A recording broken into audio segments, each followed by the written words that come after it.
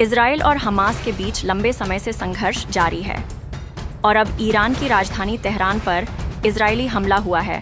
हमले को लेकर ऑल इंडिया मुस्लिम जमात के अध्यक्ष मौलाना शहाबुद्दीन रज़वी बरेलवी ने तीखी प्रतिक्रिया दी है।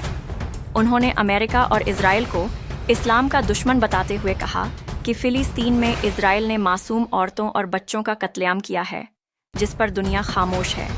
मौलाना ने कहा कि अगर अमेरिका इजराइल को समर्थन और हथियार देना बंद कर दे तो वह अरब देशों पर जुल्म नहीं कर सकता। उन्होंने अमेरिका की दोहरी नीति की आलोचना करते हुए कहा कि एक ओर वह खाने के पैकेट भेजता है और दूसरी ओर बम बरसाता है। वहीं मौलाना ने डोनाल्ड ट्रंप को नासमझ और बेवकूफ़ बताते हुए कहा कि उनके गलत फैसलों ने अशांति फैलाई है। कई शहरों में हिंसा और आगजनी हुई, जिससे कर्फ्यू लगाना पड़ा। उन्होंने अरब देशों और वैश्विक संस्थाओं की चुप्पी पर भी नाराज़गी जताई। अमेरिका और इस्राइल ये दोनों देश इस्लाम के दुश्मन हैं। पूरी दुनिया देख रही है कि फ़िलिस्तीन के शहर गज़ा में किस तरीके से इस्राइल जुल्म और ज़्यादती कर रहा है और कत्ल आम कर रहा है, और इंसानियत के नाम पर दुहाई देने वाले देश और यूरोपियन कंट्री, इसके साथ साथ में अरब देश सब खामोश तमाशाई बने हुए हैं। कोई भी इस कत्ले आम पर आवाज़ उठाने के लिए तैयार नहीं है। इंटरनेशनल कोर्ट, इंटरनेशनल संगठन सब खामोश बैठे हुए हैं, चुप्पी साधे हुए हैं। और अमेरिका की बदकिस्मती है कि उसको डोनाल्ड ट्रंप जैसा राष्ट्रपति मिला।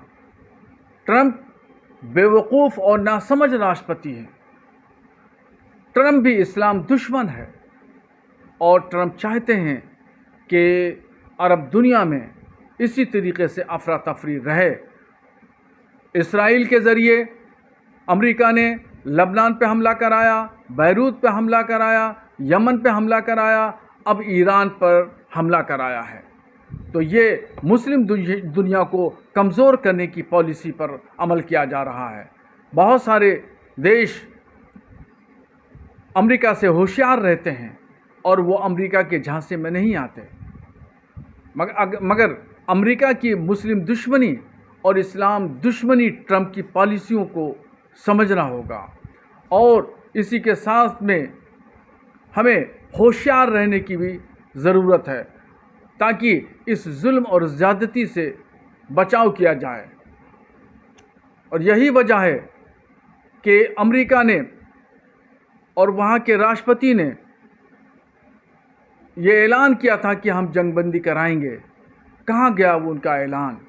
मुसलमानों का वोट हासिल करने के लिए उनका ये ऐलान था कि 80 लाख मुसलमान अमेरिका में हमें वोट दे दें और हम राष्ट्रपति बन जाएं।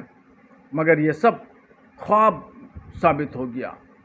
ट्रंप अपने घर के अंदर की समस्या नहीं हल कर पा रहे हैं। वहाँ शहरों में एहतजाज, धरना, प्रदर्शन हो रहा है।